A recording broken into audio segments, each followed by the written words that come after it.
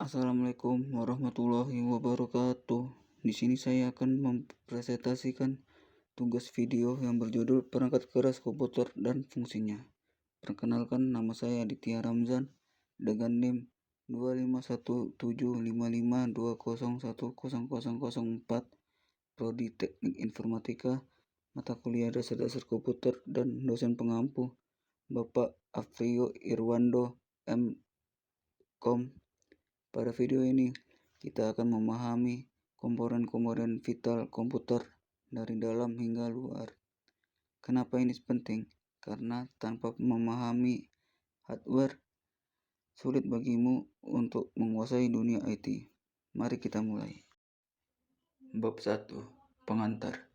Mengenal konsep dasar perangkat keras komputer serta memahami komponen-komponen vital untuk fondasi pembelajaran. Pengertian hardware adalah komponen fisik dari sistem komputer yang dapat disentuh dan dirasakan. Berbeda dengan software yang bersifat digital, hardware mencakup segala perangkat nyata. Hardware berfungsi sebagai alat eksekusi berbagai proses yang dikendalikan oleh perangkat lunak. Hardware dibagi menjadi dua, yaitu internal dan eksternal. Hardware internal ada di dalam casing seperti motherboard, CPU, RAM, dan storage. Sedangkan eksternal adalah perangkat yang terhubung dari luar sebagai keyboard, mouse, dan monitor. Fungsi utama hardware bekerja secara sinergis untuk menjalankan software, memproses data, dan interaksi pengguna dengan sistem komputer. Klasifikasi perangkat keras. Klasifikasi perangkat keras lebih rinci lagi menjadi 5 jenis. 1. Input device untuk memasukkan data.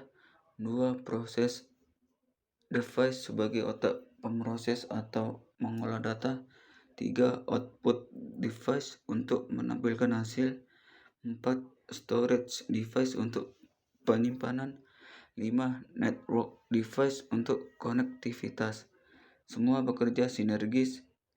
Input diproses, diolah, lalu dihasilkan menjadi output. Kita masuk ke bab 2, perangkat internal. Otak komputer, CPU, RAM, dan motherboard. Komponen visi di dalam casing komputer.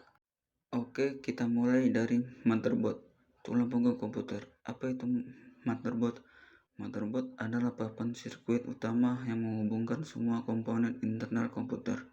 Terdiri dari soket, slot, dan konektor untuk CPU, RAM, GPU, dan perangkat lain agar saling terhubung. Komponen motherboard yaitu ada CPU soket, slot RAM, chipset, BIOS, flash slot, I/O ports, power con, dan CMOS.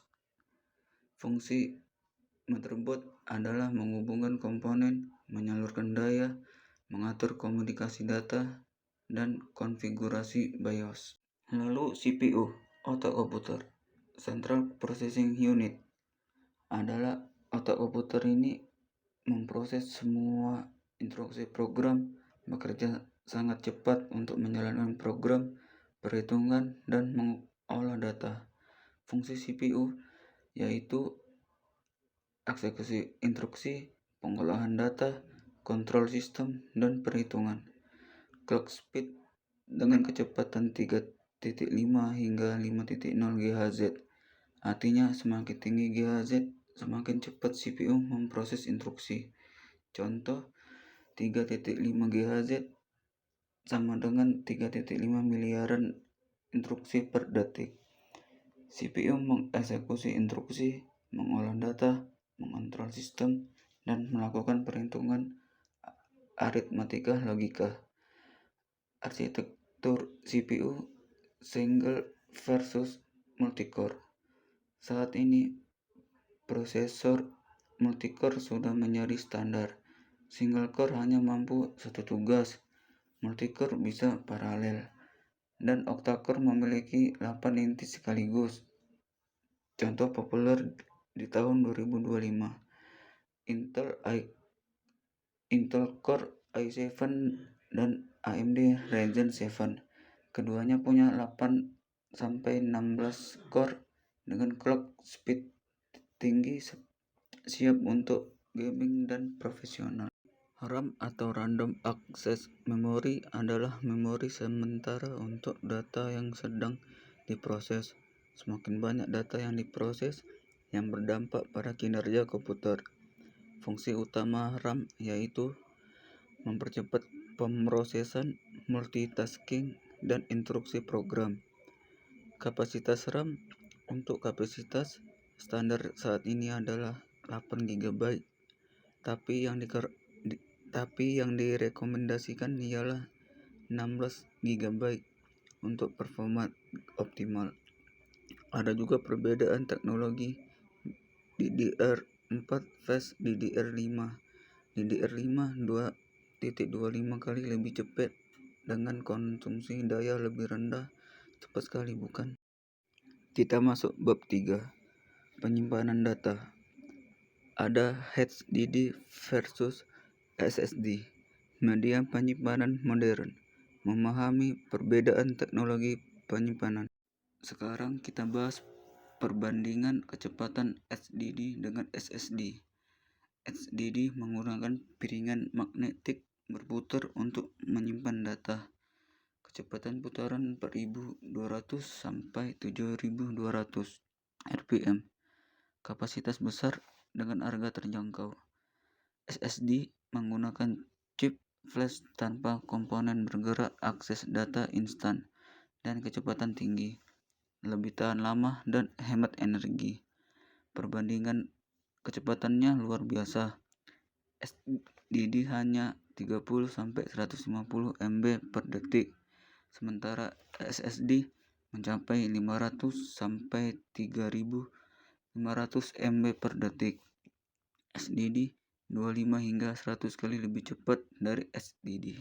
Jenis-jenis media penyimpanan yaitu internal HDD, external HDD, internal SSD, USB, flash drive, hybrid SSHDS, dan optical disk. Kita masuk ke bab 4, GPU dan PSU, pengolah grafis dan sumber daya, dua komponen krusial untuk performa dan stabilitas. GPU atau Graphic Processing Unit ialah memproses grafis visual. Ada dua jenis, yaitu integrated GPU yang sudah terintegrasi dalam CPU, cukup untuk kebutuhan besar dan energi efisien untuk office, browsing, dan video. Selanjutnya yaitu dedicated GPU yang terpisah dengan VRAM sendiri, ini untuk gaming, editing, dan desain. VRAM adalah memori grafis khusus untuk entry level 2-4 GB, mid 6-8 GB, high 12-16 GB, tapi untuk profesional bisa sampai 24 GB ke atas.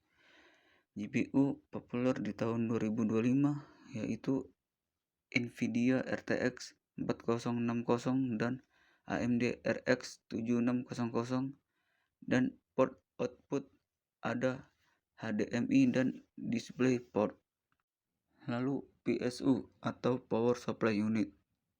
Ini untuk mengkonversi AC ke DC dan menyediakan tegangan stabil untuk semua komponen. Fungsi utama Power Supply Unit ini untuk konversi AC ke DC, tegangan stabil, dan perlindungan. Tegangan output yaitu plus 12 volt untuk CPU, GPU fine, plus 5 volt untuk USB, SSD, dan HDD, plus 3.3 volt untuk RAM dan chipset. Kita lanjut ke bab 5, perangkat eksternal, input dan output device, serta jembatan interaksi pengguna dengan komputer. Input device, keyboard, mouse, scanner.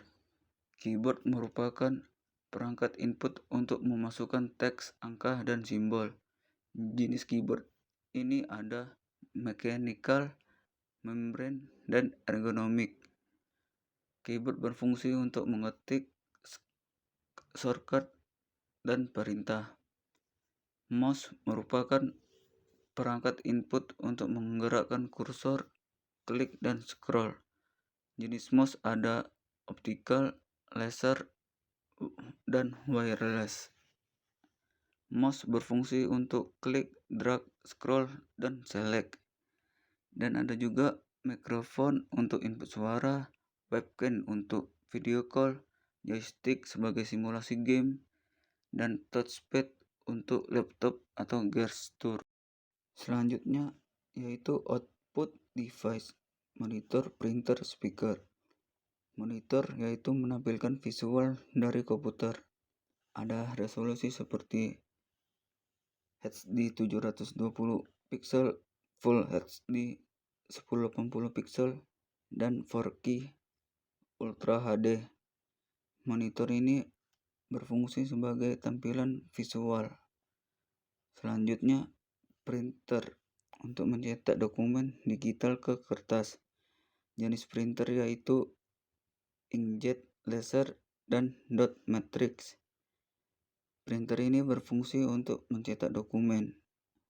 Selanjutnya, speaker untuk mengeluarkan suara audio dari komputer. Dan ada jenis speaker seperti stereo plus subwoofer, dan surround sound. Speaker ini berfungsi sebagai audio. Selanjutnya ada proyektor. Ini untuk menampilkan gambar ke layar. Selanjutnya headset untuk komunikasi audio pribadi. Dan selanjutnya yaitu plotter untuk mencetak gambar besar format A0, A1 untuk arsitektur, dan semua ini membuat komputer interaktif dan berguna. Kita masuk bab 6, kesimpulan, ringkasan dan pesan edukatif. Membangun fondasi karir di dunia IT. Kesimpulan, sinergi komponen komputer. Ingat, komputer adalah sistem terintegrasi. Motherboard sebagai fondasi, CPU sebagai otak, RAM sebagai memori sementara, HDD, SSD sebagai penyimpanan permanen, GPU sebagai pengolah grafis, dan PSU sebagai sumber daya. Semua saling terhubung, tidak bisa berfungsi sendiri. Manfaat memahami hardware sangatlah besar.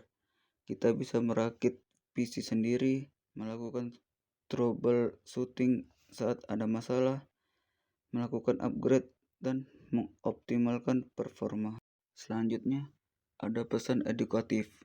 Memahami hardware adalah fondasi penting, sebab tanpa pemahaman ini sulit menguasai bidang IT lainnya. Ini fondasi karir kita. Perawatan hardware juga sangatlah penting, yaitu membersihkan debu secara berkala, jaga suhu, gunakan UPS, dan selalu update driver.